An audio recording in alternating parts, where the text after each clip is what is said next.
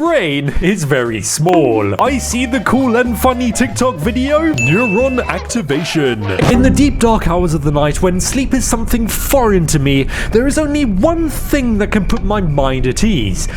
Family Guy funny moments. I really hate to be the bearer of bad news here, person watching this video, but if you somehow didn't know, all of us Homo sapiens, our time on this earth, it's limited. It's not infinite, it's finite at the end of the day. During the many hours I've spent watching 60-minute documentaries divided up into 30-second individual parts, though, I've seen some really bloody strange shit on TikTok made by a bunch of absolute weirdos. What's up, baby girl? So how about you, person who decided to click and watch this video and all of its ads? Why don't you join me in pointing and laughing at some absolute TikTok degenerates? Also, while you're here, subscribe to the big YouTube channel. Please, it will help me cure my crippling TikTok addiction. Leave a like on this video and follow me on Twitter. I post the funny on there sometimes. Alright, good morning all of you very clever individuals. Today we're gonna learn what a degenerate is. Now everybody, did you know we live in a society? In society there are two types of, for God's sake, come on, not again. Oh, you're adorable. In society, there are two types of people. There are gamers and there are goobers. Degenerates fall into the goober category. As described by British University Oxford, a degenerate is an immoral or corrupt person. Interesting. Degenerates are cringe, goofy, and even a little bit silly. Because degenerates, they practice the ancient art of degeneracy. And now that all of you know what a degenerate is, here are some examples. I hope you did well in your herbology class. The College of Winterhold is a school of magic located in the northern cliffs of Ohio. At this school, you can learn many different things like spells and other magic stuff. You see, this thing, around a year ago, I dressed up as Harry Potter for Halloween. Now, I'm not some die-hard, oh my god, Draco Malfoy, he disliked me for real, on god. But Harry Potter, sure, it's pretty interesting. I watched all the movies and read all the books when I was younger. Thing is, though, just because I like Harry Potter and I was running around in my garden with a stick yelling Avada Kedavra a few years ago, it doesn't mean that I think the arcane arts and magic are real in real life. Because, I mean, come on, person watching this video, magic, it's not real. It's fantasy. It doesn't exist. TikTok, however, no, they think differently. There's an entire subsection of that website dedicated to magic and witchcraft, creatively named WitchTok. A for effort on the name there, truly revolutionary.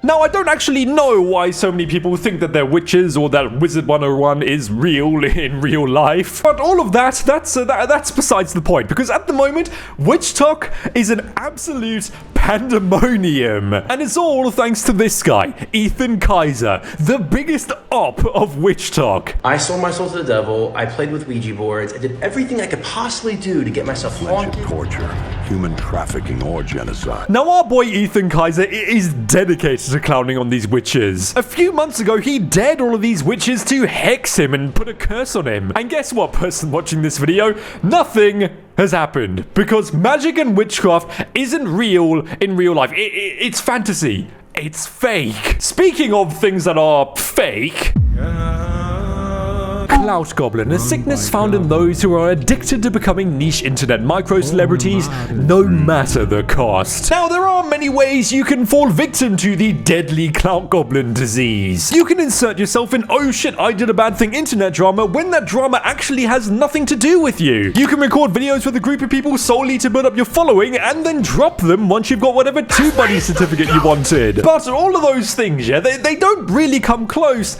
to faking Tourette's. It affects hundreds of people around the world and is really serious. It's a really serious thing. Enter the TikTok sensation, Ticks and Roses. Oh god.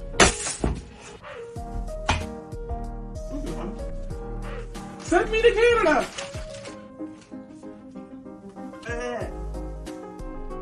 I'll get her a new one.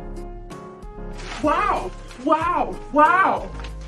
Eat the burrito. As you can see from the video I just showed, Tix and Roses has Tourette's, and they base their entire 500,000 follower plus brand around this fact. Videos, merch, it was in the bio. So it was a little bit interesting when, after one of the biggest internet investigations I've ever seen, led by Reddit, it was found out that actually no, Tix and Roses, somebody who made videos like these,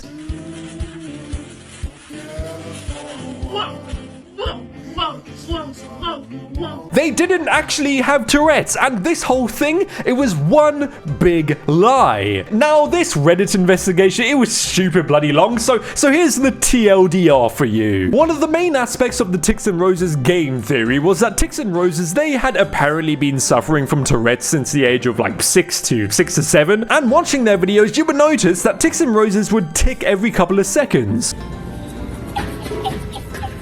So when old videos like these were discovered, videos where Tix and Roses would speak perfectly fluently for minutes at a time. When I catch you staring through the window, I want to pour the contents of your mind into a glass and drink you in.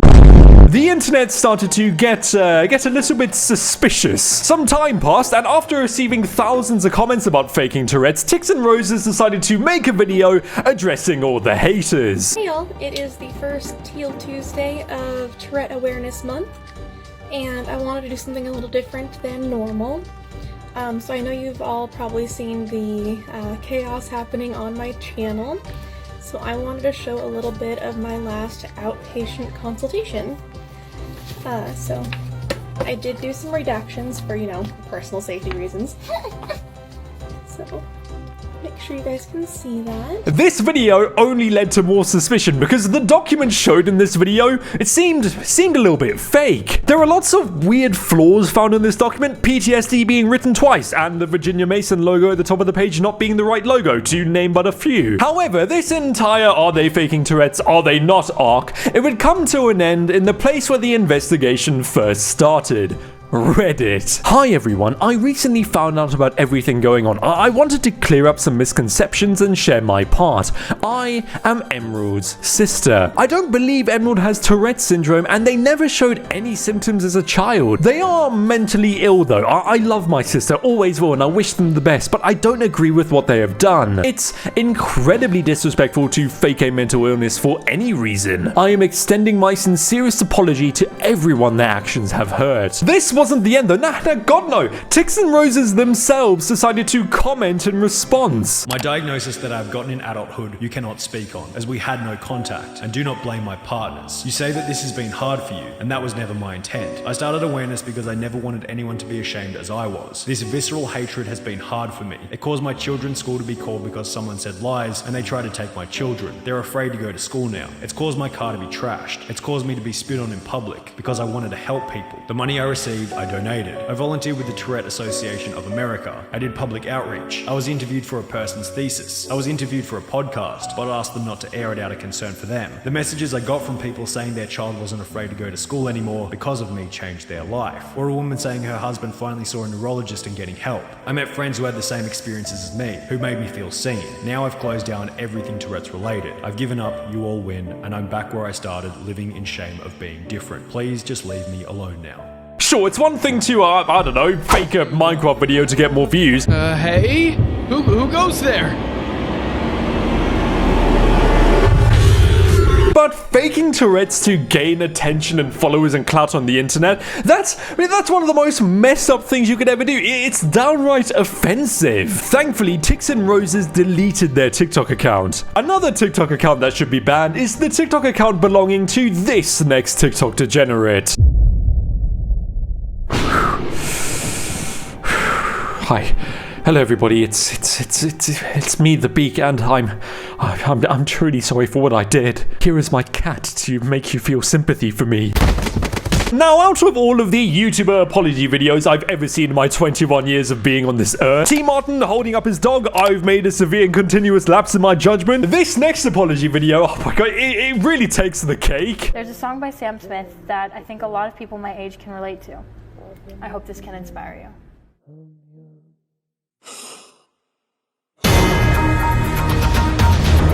This is Sienna May, and she actually assaulted somebody. Yeah, 9 months ago, Sienna May was exposed for being an absolute scumbag. While at a type of house party or event type of thing, a YouTuber known as Jack Wright was unconscious on a couch. Sienna May had the brilliant idea to climb on top of, make out, and grope him while he was unconscious. Anybody with a semi-functioning brain can agree here, yeah? But regardless of the status of your relationship, doing this to anybody is an incredibly fucked up thing to do. Sienna May didn't see it this way though. No. She saw herself as merely a victim of cancel culture. I'm not making an apology video. This is more of a statement. I didn't want to bring this online, as I said in my statement earlier, but this has gotten to a point where my name is being dragged in the mud, and I am going to stand up for myself and tell the truth. This entire situation reached its climax thanks to this video. What Sienna May did to me. This all started when my friend came out with a tweet